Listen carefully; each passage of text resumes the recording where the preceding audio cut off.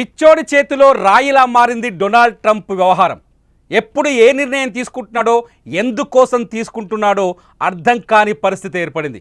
రష్యాతో ఉక్రెయిన్ యుద్ధం చేస్తుంటే రష్యా దగ్గర ఆయిల్ కొనుగోలు చేయొద్దంటూ రష్యా దగ్గర ఆయిల్ కొనుగోలు చేస్తున్న దేశాలపై అడ్డగోలు సుంకాలకు తెగబడుతున్నాడు డొనాల్డ్ ట్రంప్. తాజాగా భారత్ పైన కూడా మొన్న ప్రకటించిన 25% సుంకాల కంటే, టారిఫ్స్ కంటే మళ్ళీ అదనంగా కొద్దిసేపటి క్రితమే మరొక 25% టారిఫ్స్ను ప్రకటించాడు. ట్రంప్ తీసుకున్న తాజా నిర్ణయంతో మొత్తం 50% సుంకాలని భారత్ పైన ఇంప్లిమెంట్ చేసినట్టు అవుతుంది. డొనాల్డ్ ట్రంప్ తీసుకున్న ఈ నిర్ణయం పట్ల సర్వత్రా వ్యతిరేకత వ్యక్తమవుతోంది. ఇప్పటికే బ్రిక్స్ దేశాలని బెదిరించాడు డొనాల్డ్ ట్రంప్. అంతేకాదు ఇరాన్ ఉక్రెయిన్కి మద్దతు ఇవ్వాలని డైరెక్ట్గా భారత్ని అడిగాడు. ఉక్రెయిన్కి ఎందుకు మద్దతు ఇవ్వరు మీరు అని నేరుగా భారత్ని ప్రశ్నించాడు. అంతేకాదు భారత్ ఆర్థిక వ్యవస్థ డెడ్ ఎకనామిక్ అంటూ డెడ్ ఆర్థిక వ్యవస్థ అంటూ కామెంట్ చేశాడు. తన అహంకారాన్ని ప్రదర్శిస్తూ వస్తున్నాడు Donald Trump. At the same time మన శత్రు దేశమైన, మన పక్కలో బల్లెంగా మారిన పాకిస్తాన్కి మద్దతు ఇస్తూ వస్తున్నాడు. ఐ లవ్ పాకిస్తాన్ అంటాడు. ఆ పాకిస్తాన్ ఆర్మీ చీఫ్ మునీర్ని వైట్ హౌస్కి పిలిపించుకొని దావతిస్తాడు. ఇప్పుడు పాకిస్తాన్ పైన విధించిన సుంకాలను కూడా 19%కే పరిమితం చేశాడు. అంతేకాదు పాకిస్తాన్తో సైనిక సంబంధాలపైన తాజాగా ఒక కుట్ర కూడా బయటపడింది. ఏదైతే పహల్గామ్ దాడిలో, ఆ కుట్రలో ఒక చిన్న పాయింట్ చెప్తాను. పహల్గామ్ దాడిలో అక్కడి ఉగ్రవాదులు వాడిన కొన్ని గ్రెనేడ్స్ అమెరికా సప్లై చేసినట్టుగా భారత్ దగ్గర ఆధారాలున్నాయి. ఇదంతా చూస్తుంటే మనకు చైనా కంటే ప్రమాదకరంగా అమెరికానే కనిపిస్తోంది భారత్కి. చైనా కంటే డేంజరస్గా, చైనా నుంచి ఉండే ముప్పు కంటే ప్రమాదకరమైన ముప్పు మనకు అమెరికా నుంచి ఉన్నట్టుగా కనిపిస్తుంది. ట్రంప్ తీసుకుంటున్న ఈ పిచ్చి నిర్ణయాలపైన గతంలోనే అమెరికాలోని అంతర్జాతీయ వ్యవహారాల కోర్టు అతనికి మొట్టికాయలేసింది. ఆర్థిక వ్యవహారాల కోర్టు మొట్టికాయలేసింది. ట్రంప్ నిర్ణయాలతో అమెరికా పౌరులు తీవ్రంగా ఇబ్బంది పడతారని కూడా చెప్పింది. అయినా డొనాల్డ్ ట్రంప్ తన తీరు మార్చుకోవట్లేదు. తాజాగా భారత్ పైన ప్రతీకార సుంకాలు విధించాడు. చాలా స్పష్టంగా చెప్పాడు. 1 గంట క్రితమే ట్రంప్ ఒక ప్రెస్ మీట్లో మాట్లాడుతూ భారత్ రష్యా విషయంలో నాకు ఎటువంటి ఇష్యూ లేదని చెప్పాడు. గంటలోపే మళ్ళీ అదనపు సుంకాలతో భారత్ పైన 50%కి అదనపు సుంకాలని పెంచాడు. మొత్తంగా ట్రంప్ తీసుకున్న ఈ నిర్ణయం భారత్ ఆర్థిక వ్యవస్థని, భారత్ అమెరికా మధ్య సంబంధాలపైన ఎటువంటి ప్రభావం చూపించబోతుంది? భారత్ ఆర్థిక వ్యవస్థకి ఏమైనా ప్రమాదకరంగా మారే అవకాశం ఉందా? ముఖ్యంగా అమెరికాకి వెళ్ళి అక్కడ వ్యాపారాలు, ఉద్యోగాలు చేస్తున్న మన ఎన్ఆర్ఐలపైన ఏదైనా ప్రభావం పడే అవకాశం ఉందా? అమెరికా నుంచి దిగుమతులపైన, ఎగుమతులపైన ఏదైనా ప్రభావం కనిపించే ఛాన్సెస్ ఉన్నాయి? ఇటువంటి చర్చ మొదలవుతుంది.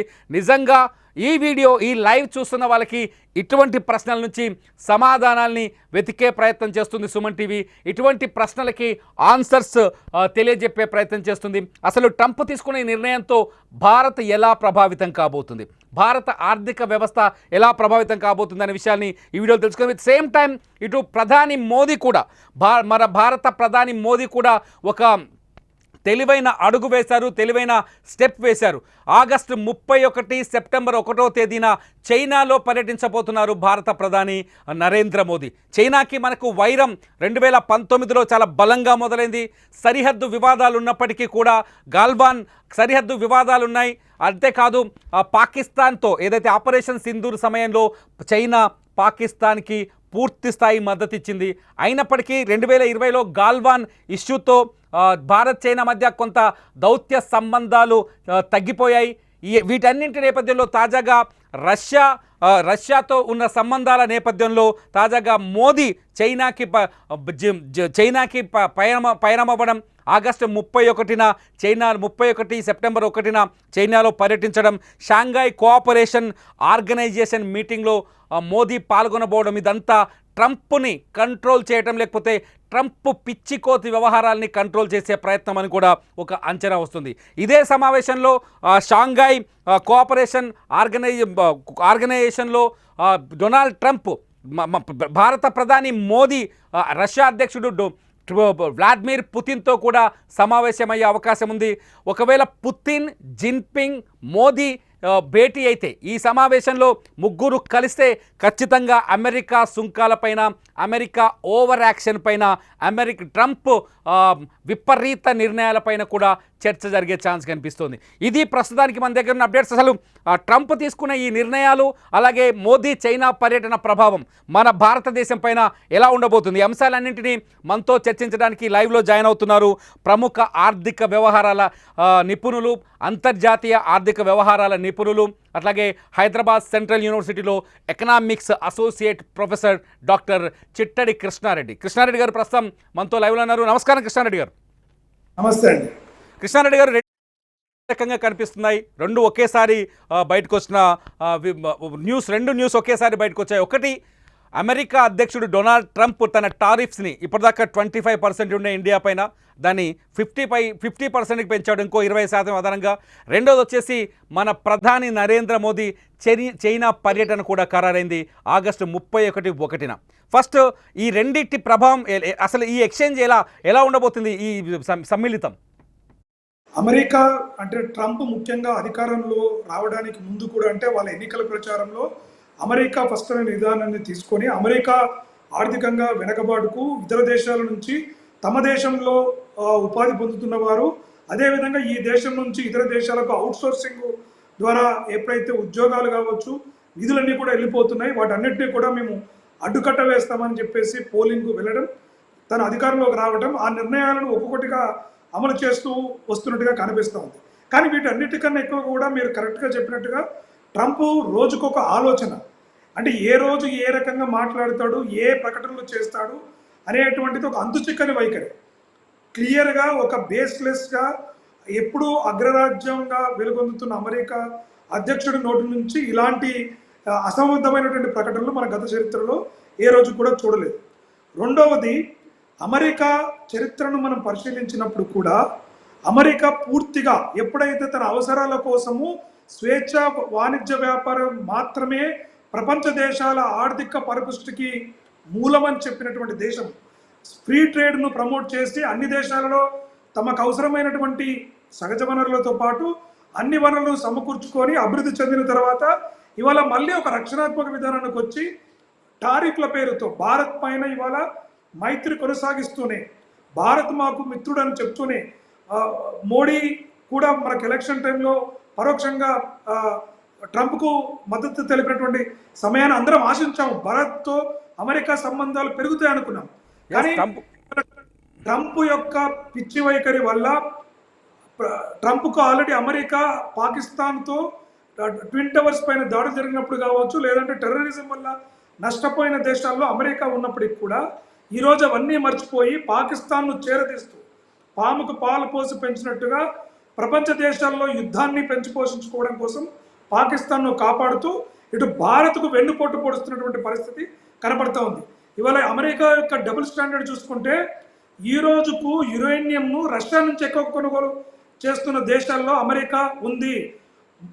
మూడో నెంబర్ 1 థర్డ్ కంట్రీ, అంటే అమెరికా ఇంపోర్ట్స్ చేసుకుంటున్న దేశాలలో యురేనియం నిల్వలు చూసుకున్నట్లయితే రష్యా నుంచి 3వ అతిపెద్ద దేశం కొనుగోలు చేస్తున్న దేశం ఏదైనా ఉందంటే అది అమెరికా. అమెరికా రష్యా నుంచి కొనుగోలు చేస్తూనే ఉంటుంది, అమెరికా రష్యాతో వ్యాపార సంబంధాలు నెలకొల్పుకుంటుంది. భారత్ను మాత్రం మీరు రష్యాతో పెట్టుబడులు పెట్టకూడదు, అక్కడ ఉక్రెయిన్లో సామాన్య పౌరులు చనిపోతున్నారని ముసలి కన్నీరు కారుస్తూ, మరి అదే పాకిస్తాన్ భారతదేశం పైన దండు చేసి అమాయకులైనటువంటి, ముఖ్యంగా మతాన్ని ప్రాతిపదికన చేసుకొని హిందువులను ఊచకోత కోసినట్టుగా మిట్ట మధ్యాహ్నం వారిని ప్రాణాలు తీసినప్పుడు కనిపించేటువంటి మారణహోమం ఆ దేశ సైన్యాధ్యక్షుని పిలిపించి విందులు ఇచ్చేటువంటి పరిస్థితి కనపడుతున్నప్పుడు కేవలం ఇది అమెరికా అగ్రరాజ్యము తన ఒక పిచ్చికి, ఇప్పుడు మీరు భారత్ డెడ్ ఎకానమీ అన్నాడు కదా, పిచ్చోడి చేతులు రాయన్నట్టు అది అమెరికానే డెడ్ ఎకానమీలో ఉంది. దానికి కారణాలు చెప్తాను. ఒకటి, కరెంట్ అకౌంట్ డెఫిసిట్ అని ఉంటుంది. ఎప్పుడైతే వస్తు సేవల ఉత్పత్తి ప్రపంచ దేశాలకు ఎంత ఎగుమతి చేసుకుంటామో దిగుమతి చేసుకుంటాం అనేది, అమెరికా అనేటువంటిది గత 3-4 దశాబ్దాలుగా కరెంట్ అకౌంట్ డెఫిసిట్లో ఉన్న ఏకైక దేశము. దాన్ని ఒక కన్స్యూమర్ స్టేట్గానే కంట్రీ లాగా చూస్తున్నటువంటి పరిస్థితి ఉంది. బయట దేశాలతో ఎందుకు, భారత్తోనే, భారత్ నుంచి భారతే ఎక్కువగా అమెరికాకి ఎగుమతి చేసుకుంటుంది. అంటే అమెరికా లాంటి సంపన్న దేశము భారతదేశం దగ్గర ఎక్కువ కొనుగోలు చేస్తుంది, మనం వాళ్ళ దగ్గర తక్కువ కొనుగోలు చేస్తున్నాం. ఇవాళ ఈ పిచ్చి ఆంక్షల వల్ల స్వల్పకాలంలో అమెరికాకు కానీ భారత్కు కానీ చైనా రష్యాకు కానీ స్వల్పకాలిక ఒడిదుడుకులు ఉండొచ్చు, కానీ దీర్ఘకాలంలో అమెరికాను రష్యా ఒకవేళ అమెరికా యురేనియం కొనుగోలు చేస్తుంది, రష్యా నుంచి యురేనియం కొనుగోలు చేస్తున్న అతిపెద్ద దేశాలు అమెరికా 3వ స్థానంలో ఉంది. ఉక్రెయిన్కి ఎందుకు మద్దతు ఇస్తుంది అటువంటి అమెరికా? ఉక్రెయిన్ని అంటే నాటో దేశాలు ప్రభావితం కావద్దన్నది పుతిన్ స్టాండ్ చాలా క్లియర్గా ఉంది. ఉక్రెయిన్ ప్రభావితమవుతుంది, నాటోకు దగ్గర అవుతుంది, అది రష్యా ఉనికికి ప్రమాదం అవుతుంది అనేది యుద్ధానికి మూల కారణం. పుతిన్ పదే చెప్తున్నారు ఈ మాట. అటువంటి ఇష్యూలో అమెరికా ఎందుకు చర్చలకు రాలేకపోతుంది? ఎందుకు పుతిన్ని బెదిరిస్తున్నాడు? రష్యాకి అనుకూలంగా ఉన్న దేశాల్ని భయపెట్టాల్సిన భయం ఎందుకు వచ్చింది అమెరికాకి? ఇవాళ ప్రపంచ దేశాలలో ఆయిల్ రిజర్వ్స్ కావచ్చు, రక్షణ డిఫెన్స్ ఆయుధాల వ్యాపారంలో కావచ్చు, రష్యా అంతకంతకు పెరుగుతూ పోతుంది, అమెరికాతో పోటీగా నిలబడతా ఉంది. అదేవిధంగా ఇవాళ నాటో వెనకాల ఉన్నటువంటిది కూడా అమెరికానే. ఎప్పుడైతే ఉక్రెయిన్కి ఇంత ఆ చిన్న కంట్రీ ఇవాళ వారితో సమానంగా పోరాడగలుగుతుందంటే అమెరికా లాంటి దేశం బ్యాకప్ ఇవ్వడం. ఎందుకంటే ఇటు ఈ పెద్ద దేశాన్ని పూర్తిగా అమెరికా కన్నుసన్నల్లో ఉంచుకోవాలంటే ఉక్రెయిన్ లాంటి ఒక స్ట్రాటజిక్ లొకేషన్ కనుక నాటో దేశాల కంట్రోల్లో కనుక ఉన్నట్లయితే రష్యా పైన అటాక్ చేయడానికి ఏ రోజైనా యుద్ధ వాతావరణం వస్తే సరిహద్దు దేశాలతోని, మనకు భారత్తో చైనా ఎట్లయితే సరిహద్దుతోని ఈ 1 బెల్ట్ 1 రోడ్ కావచ్చు, రకరకాల పద్ధతుల్లో చైనా సరిహద్దు విషయంలో చేస్తున్న నాటకాల లాగానే అమెరికా కూడా రష్యా చుట్టూ ఒక వలయాన్ని ఏర్పరిచి తన గుప్పిట్లో పెట్టుకోవడానికి అటు రష్యాని కానీ అమెరికాని కానీ చేస్తున్న ఎత్తుగడులు. అక్కడ ఆల్రెడీ చైనాను ప్రపంచ దేశాలు చులకన చేసింది, రష్యా పైన అనేక సాంక్షన్లు విధించింది. గతంలో కూడా మేము ఆర్థిక సాంక్షన్లు విధిస్తున్నామన్నప్పుడు రష్యా ఆర్థికంగా ఏ రకంగా కూడా కుంటుబాటు కాకపోవడంతో ట్రంప్ మేము వేసినటువంటి సాంక్షన్లు అమలు కావట్లేకపోవడానికి కారణం భారత్ క్రూడ్ ఆయిల్ 2022 ముందుకు రష్యా నుంచి కేవలం 2% కొనుగోలు చేసేది. ఇవాళ దాదాపుగా 35% మనము రష్యా నుంచి కొనుగోలు చేస్తున్నాము. భారత్ నుంచి యూరోపియన్ యూనియన్ కూడా క్రూడ్ ఆయిల్ కొంత ఈ మార్గం ద్వారా వెళ్తున్నాయి. అంటే అమెరికా ఏం చూస్తుందంటే భారత్ అంత అతిపెద్ద ఆర్థిక వ్యవస్థ మద్దతుతోని రష్యా ముందుకు వెళుతుంది, రష్యాను ఇండియాను రెండింటికి చెక్ చేయటము, భారత్ పైన ఒత్తిడి తెస్తే భారత్ కూడా ఇవాళ ఆర్థికంగా కుంటుబాటు అవుతుంది. ఎందుకంటే అంతర్జాతీయ మార్కెట్లో క్రూడ్ ఆయిల్ ధరలు విపరీతంగా ఉన్నాయి. ఇవాళ రష్యా మనకు చాలా చౌకగా అందుబాటులోకి తీసుకొస్తుంది. మరి అదే ట్రంప్ మన ఆర్థిక వ్యవస్థ కనుక ఆలోచిస్తే అమెరికా ఎంత పెద్ద ఎత్తున మనకు కొనుగోలు చేయడానికి క్రూడ్ ఆయిల్ ఎంత ఎగుమతి చేయగలుగుతుంది, రష్యా ఇచ్చిన దానికి సమాన ధరంగా ఇస్తుందా చెప్పాలి. లేదా కృష్ణారెడ్డి గారు ఇక్కడ ఒక ప్రశ్న ఉత్పన్నం అవుతుంది. ఒకవేళ ట్రంప్ తీసుకున్న ఈ డెసిషన్, ఇప్పుడు 50% టారిఫ్స్ విధించాలని డెసిషన్తో ప్రత్యక్షంగా భారత్ పైన కానీ, భారత ఉత్పత్తులపైన కానీ, భారత ఎగుమతులపైన కానీ తీవ్రమైన ప్రభావం చూపించే అవకాశం ఉందా? ఇది అమెరికా పౌరులకు ఇబ్బంది కాదా? ఖచ్చితంగా అమెరికా పౌరులు ఆల్రెడీ ద్రవ్యోల్బణంతో ధరల పెరుగుదలతో ఇబ్బందులు పడుతున్నటువంటి వారికి ఒకవైపు నిరుద్యోగం, ఒకవైపు ద్రవ్యోల్బణాన్ని అదుపు చేయలేక ట్రంప్ ఒక సిద్ధాంతం ఎలా కనబడుతుందంటే మనం భయపెట్టి వారిని భయాందోళన గురి చేసి ఒక నెగోషియేషన్ తీసుకొచ్చి టారిఫ్లను తగ్గించుకొని అమెరికా ఉత్పత్తులను కూడా పెంచుకోవాలి. ముఖ్యంగా భారత్ విషయంలో ట్రంప్ చాలా కాలంగా కోరుతున్నటువంటి, అంటే గత ప్రీవియస్ టర్మ్లో కూడా కోరింది ఏంటంటే మనం వ్యవసాయ రంగంలో దాదాపుగా 40% టారిఫ్లు పెడుతున్నాం. 35 నుంచి 40% అమెరికా నుంచి వ్యవసాయ రంగ ఉత్పత్తులు, అది టెక్నాలజీ కానీ ఉత్పత్తులు కానీ ఏవి కూడా భారతదేశంలోకి రావాలంటే 40% పన్నులు పెడుతున్నాం. ఎందుకంటే అమెరికాలో ఉన్నటువంటి ఆధునిక వ్యవసాయ పద్ధతులు, అక్కడ ఉండేటువంటి పంట విధానాలతో భారతీయ రైతులు పోటీ పడలేరు. కాబట్టి భారత్ వాటికి సుముఖంగా లేదు. కానీ ట్రంప్ కోరుతుంది ఏంటంటే మీరు వ్యవసాయ రంగాన్ని కూడా, ఐటీని, ఇండస్ట్రీస్, సర్వీస్ సెక్టార్ని ఎట్లయితే వదిలేసినారో ఈ వ్యవసాయ రంగాన్ని కూడా మాకు వదిలేయండి. మాకు వదిలేసినప్పుడు మాత్రం మాకు ఉత్పత్తులను పెంచుకోవడానికి, మా యొక్క వస్తువులను అమ్ముకోవడానికి భారత్ లాంటి దేశంలో ఒక సుముఖంగా ఉంటుందనేటువంటి ఒత్తిడికి భారత్ తలకొకపోవడంతో ఇవాళ ఈ టారిఫ్ వార్ను ముందుకు తీసుకొస్తున్నారు. కాకపోతే ఏంటంటే ట్రంప్ చేస్తున్న ఎత్తుగడలకి ఇవాళ భారత్ కూడా, మీరు ఇందాక మొదట్లో ఇంట్రోడక్టర్లో చెప్పారు, ఇటు చైనాకు రష్యాతో కూడా చర్చల కోసం ప్రధాని తీసుకున్నటువంటి నిర్ణయం. ఎందుకంటే ఇవాళ ఓన్లీ 3 దేశాలు అడగాలనుకుంటున్నాను నేను. ప్రపంచ దేశాలు అన్నిటిపైన కూడా టారిఫ్లను వేస్తూ ఇష్టానుసారంగా చేస్తున్నటువంటి విధానానికి చెక్ పెట్టడానికి తిరుగుబాటుకు ఒక ముందడుగా మనం చూడవచ్చు. భారత్ చైనా ఈ బ్రిక్స్ దేశాలు గనక అమెరికా మీద తిరగబడి మనం కూడా అంతే డబుల్ టారిఫ్ను కనుక చేస్తామని చేస్తే అమెరికా ఆర్థిక వ్యవస్థ కుప్పకూలిపోతుంది. దాంట్లో ఎటువంటి సందేహం లేదు. ఎందుకంటే ట్రంపే పదే పదే చెప్తున్నాడు, వేరే వాళ్ళు లేకుంటే వేరే గణాంకాలు అవసరం లేదు, మా ఆర్థిక వ్యవస్థ చిన్న భిన్నంగా ఉంది, మా పౌరులకు ఉద్యోగాలు లేవు, మా దగ్గర వస్తు సేవలు లేవు అని చెప్తూ ప్రపంచ దేశాలతో ఈ ఘర్షణ వైఖరి వల్ల ఆర్థిక వ్యవస్థ కుంటుపడుతుంది తప్ప మెరుగుపడదు. ఇంకొక డెవలప్మెంట్ కనిపిస్తుంది. తాజాగా భారత ప్రధాని మోదీ నెలాఖరు అంటే ఆగస్టు 31వ తేదీన షాంఘై వెళ్తున్నారు, బీజింగ్ వెళ్తున్నారు. అక్కడ షాంఘై కోఆపరేషన్ సొసైటీ మీటింగ్ జరుగుతుంది. సో ఈ భేటీలో ట్రంప్ అంశం తెరపైకి చర్చకు వచ్చే అవకాశం ఉందా? పుతిన్ కూడా భేటీ అయ్యే అవకాశం ఉంది. భారత్కి చైనాకి మధ్య ఉన్న వైరం కొంత తగ్గే ఛాన్సెస్ ఉన్నాయి. ఎందుకంటే మొన్న రాజ్నాథ్ సింగ్ వెళ్ళినప్పుడు కొంత సుముఖమైన వాతావరణం కనిపించలేదు. ఈసారి ఈ ట్రంప్ అడ్డగోలు నిర్ణయాల తర్వాత పుతిన్తో చర్చల తర్వాత కొంత సుముఖమైన పరిస్థితులు ఏర్పడే అవకాశం ఉందా? నా అంచనా ప్రకారం ఏంటంటే చైనా ఈ బార్డర్స్ విషయంలో పెద్దగా తగ్గేటువంటి ఆస్కారం కానీ వాటిపైన పెద్దగా ఉండదు. కానీ వాణిజ్య సంబంధాల విషయంలో ఖచ్చితంగా కొంత మెతక వైఖరి, అంటే భారత్తో సత్సంబంధాలు పెట్టుకోవాలనేటువంటి ఆలోచన ఖచ్చితంగా ఉంటుంది. ఎందుకంటే అమెరికా నుంచి ఒత్తిడి అటు చైనాకు కావచ్చు, ఇటు రష్యాకు కావచ్చు, రాబోయే రోజుల్లో కొంత సమస్యలు ఉన్నాయి కదా చైనాకి ఆర్థికంగా. చైనా సమస్యలు కూడా ఉన్నాయి కాబట్టి ఖచ్చితంగా రాబోయే రోజులు అంటే వాణిజ్య సంబంధాలు మెరుగుపడిన తర్వాత, లేదంటే మన యొక్క, ఎందుకంటే గతంలో కూడా భారత్ ఎప్పుడు కూడా మైత్రి సంబంధాన్ని చైనాతో కోరుకున్నప్పటికీ కూడా మన ఫార్మాస్యూటికల్ ఎక్స్పోర్ట్స్ పైన అనవసరమైన బ్యాన్ విధించడం కావచ్చు, ఇట్లా అనేక రకాలైనటువంటి చర్యలకు నెగటివ్ చర్యలు అనేది చైనానే చేస్తూ వస్తుంది, బార్డర్ విషయంలోనే కాదు.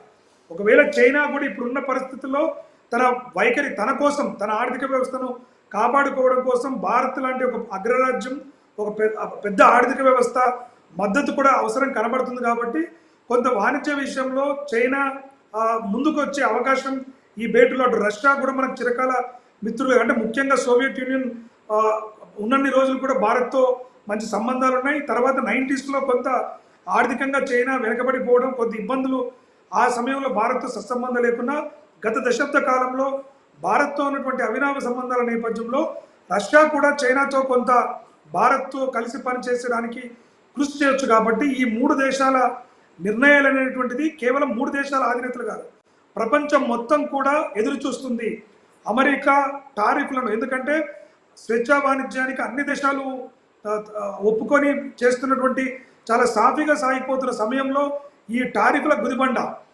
అన్ని దేశాలను ఇబ్బంది పెడుతున్నటువంటి సమయంలో అన్ని దేశాలు కూడా ఈ మూడు దేశాల వైపు చూస్తున్నాయి, ముఖ్యంగా భారత్ వైపు చూస్తుంది. భారత్ ఎప్పుడు కూడా ఒక నాన్ అలైన్ మూవ్మెంట్ కావచ్చు, ఎటువంటి ఒక వైపు సైడ్ తీసుకోకుండా అన్ని దేశాలతో సత్సంబంధాలు పెట్టుకోవడానికి ముందంటుంది. మన గతంలో కూడా చూసుకుంటే ఉక్రెయిన్ను, రష్యాను రెండు విజిట్ చేసినటువంటి ఏకైక ప్రధాని కూడా భారత ప్రధాని.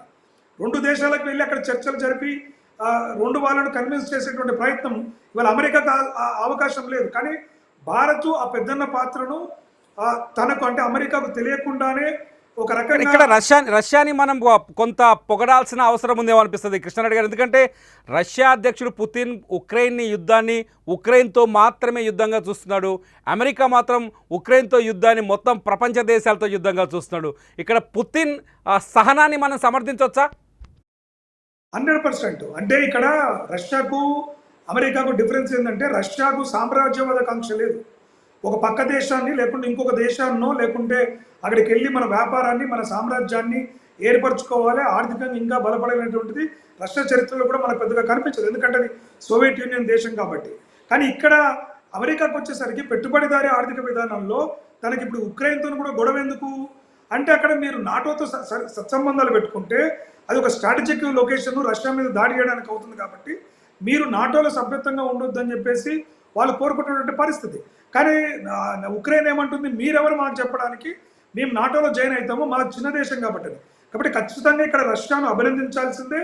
అమెరికా లాంటి స్వార్థపూరిత దేశం ఈ ప్రపంచంలో అంచ దేశాల అన్ని వినాశాలకు, అంటే ఇవాళ మనము వాతావరణంలో కోపు అగ్రిమెంట్లో కూడా మన ఫ్రాన్స్లో ప్యారిస్లో జరిగిన అగ్రిమెంట్లో ఇవాళ గ్లోబల్ వార్మింగ్ జరుగుతుంటే మేము పెట్టుబడులు పెట్టము, అది గ్లోబల్ వార్మింగ్ అనేది ఒక బుల్షిట్, మేము అసలు కోప్ అగ్రిమెంట్స్తో మాకు సంబంధం లేదు, మీ పేద దేశాలే మీరు చేసుకోండి, మేము దాని మీద అసలు రిన్యూవబుల్ ఎనర్జీ గురించి కానీ క్లీన్ ఎనర్జీ కానీ ఈ పర్యావరణం గురించి కానీ మాకు సంబంధం లేనటువంటి ఒక నిర్లక్ష్య వైఖరిలోనే ఆ రోజే ప్రపంచ దేశాలను ఖండించాల్సిన అవసరం ఉండే.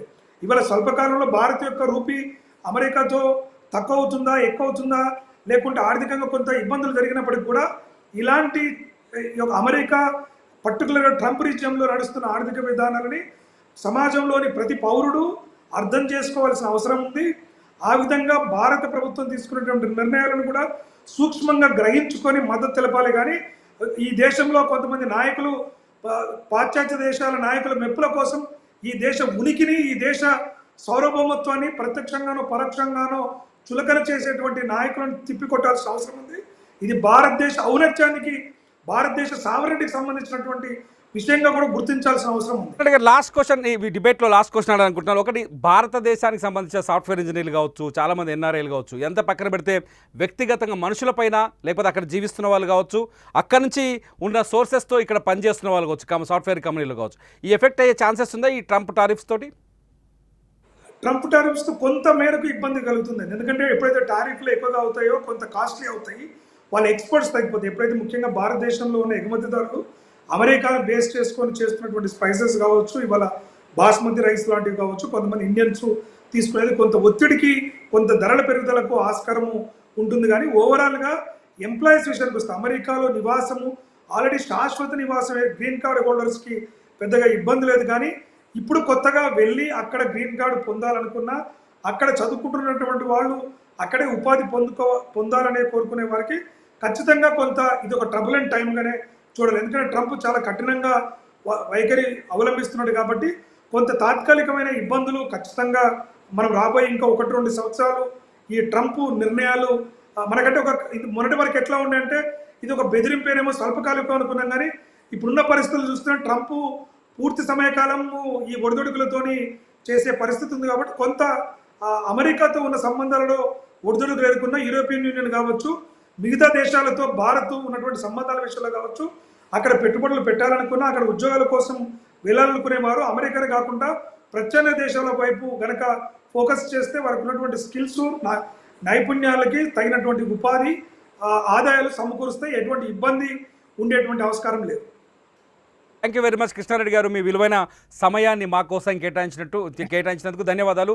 ఇది డొనాల్డ్ ట్రంప్ తీసుకున్న తాజా నిర్ణయం కొంత అమెరికాకే నష్టం కలిగించే విధంగా కనిపిస్తోంది. అంతేకాదు డొనాల్డ్ ట్రంప్ ప్రపంచ దేశాలపైన ప్రతీకారం తీర్చుకునే ఒక యోగ్యత లేని నాయకుడనే చర్చకు కూడా ఇప్పుడు ప్రపంచవ్యాప్తంగా ఆస్కారం ఏర్పడింది. చూద్దాం ట్రంప్ నిర్ణయాలు ఇంకా ఎంత వైలెంట్గా పిచ్చిగా ఉండబోతున్నాయి, ట్రంప్కు తగ్గట్టుగా భారత్ ఎటువంటి స్టెప్పులు తీసుకోబోతుంది. ఈ అంశాలన్నింటిపైన ఎప్పటికప్పుడు అప్డేట్స్ను చూస్తూనే ఉండండి. సుమన్ టీవీ డిజిటల్ లైవ్, అట్లాగే సుమన్ టీవీ లైవ్.